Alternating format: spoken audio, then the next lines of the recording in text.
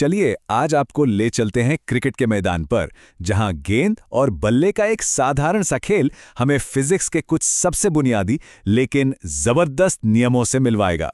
तो तैयार हो जाइए, ये सफर बहुत ही रोमांचक होने वाला है। अब ये सवाल सुनने में थोड़ा अजीब लगेगा, है ना? एक चीज जो अपनी जगह से हिलने का नाम नहीं लेती और दूसरी जो रुकने का नाम नहीं लेती। लेकिन यकीन मानिए, इसी सवाल के जवाब में हमारे आसपास की दुनिया को समझने की एक बड़ी चाबी छिपी है। तो कहानी शुरू होती है राहुल से। राहुल एक बड़ा क्रिकेट मैच खेलने के लिए मैदान पर है, एकदम तैयार। लेकिन खेल शुरू होने से ठीक पहले उसके सामने एक ऐसी चुनौती आ जाती है जिसके बारे में उसने सोचा भी नहीं था। जरा सोचिए, राहुल अपनी पूरी ताकत लगा रहा है, पसीने पसीने हो गया है, लेकिन वो भारी भरकम रोलर, अरे भाई, वो तो अपनी जगह से 1 इंच भी हिलने को तैयार नहीं है। ऐसा लग रहा है मानो उसने जमीन को जकड़ लिया हो। तो रोलर का ये जो जिद्दीपन है ना, ये असल में फिजिक्स का एक बहुत ही फंडामेंटल नियम है, जिसे कहते हैं इनर्शिया, या हिंदी में जड़त्व। इसको समझने का सबसे आसान तरीका है इसे चीजों का प्राकृतिक आलस मान लीजिए। मतलब जो चीज जैसी है वो वैसी ही रहना चाहती है। और सबसे कमाल की बात पता है क्या है? कि कोई चीज अपनी स्थिति में बदलाव का कितना विरोध करेगी, यह सिर्फ और सिर्फ एक ही चीज पर डिपेंड करता है, और वो है उस चीज का वजन, या जिसे हम साइंस की भाषा में मास कहते हैं। मतलब हिसाब एकदम सीधा है। भारी रोलर का मास ज्यादा है तो उसका इनर्शिया यानी अपनी जगह पर टिके रहने की जिद भी ज्यादा है, इसीलिए उसे हिलाना मुश्किल है।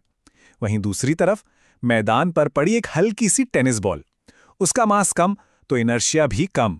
एक हल्की सी किक मारो और वो चल पड़ेगी। तो चलिए रोलर को वहीं छोड़ते हैं और अब मैच पर वापस आते हैं।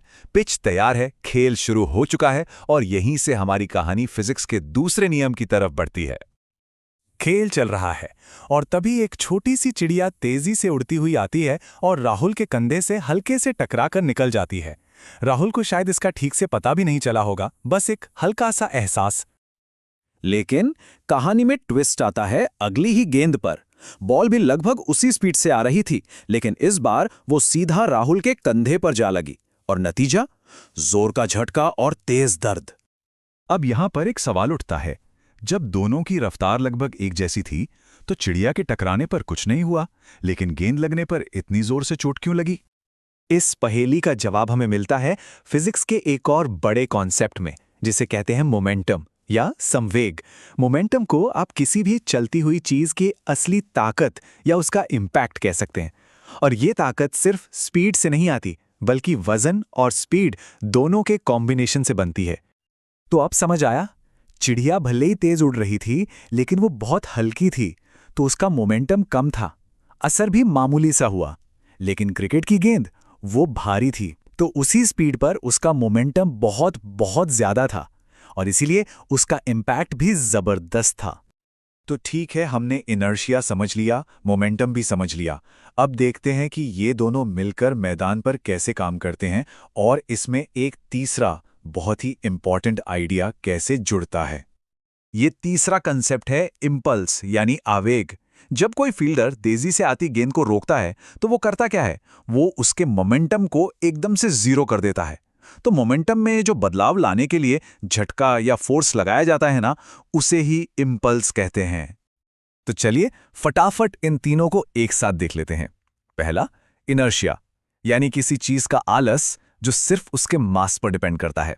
दूसरा, मोमेंटम यानी चलती हुई चीज की ताकत जो मास और वेलोसिटी दोनों से मिलकर बनती है। और तीसरा, इंपल्स यानी वो झटका जो इस ताकत को बदलने के लिए लगाया जाता है। तो राहुल के साथ जो कुछ भी हुआ वो इन तीनों नियमों को एक ही लाइन में समझा देता है।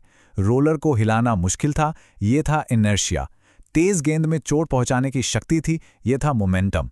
और एक स्मार्ट कैच उसके झटके को कम कर देता है, ये है इंपल्स का कमाल। लेकिन ये पूरी कहानी सिर्फ क्रिकेट के मैदान की नहीं है। ये नियम तो हर पल हमारी जिंदगी में हमारे चारों तरफ काम कर रहे हैं। कभी सोचा है कि गाड़ियों में एयरबैग क्यों होते हैं? वो असल में टक्कर के झटके यानी इंपल्स के असर को ज्यादा समय में फैलाकर कम कर देते हैं। या फिर एक कराटे एक्सपर्ट एक ही झटके में ईंट कैसे तोड़ देता है? वो बहुत ही कम समय में अपना सारा मोमेंटम ईंट पर ट्रांसफर कर देता है। ये नियम हर जगह है। तो अगली बार जब किसी भारी ट्रक को धीरे धीरे हिलते हुए देखें या एक तेज गेंद को किसी के हाथों में आकर रुकते हुए देखें तो एक पल के लिए जरूर सोचिएगा, क्या अब उस हरकत के पीछे छिपी इन अदृश्य शक्तियों को महसूस किया जा सकता है? वो शक्तियां जो असल में पूरी दुनिया को चला रही हैं।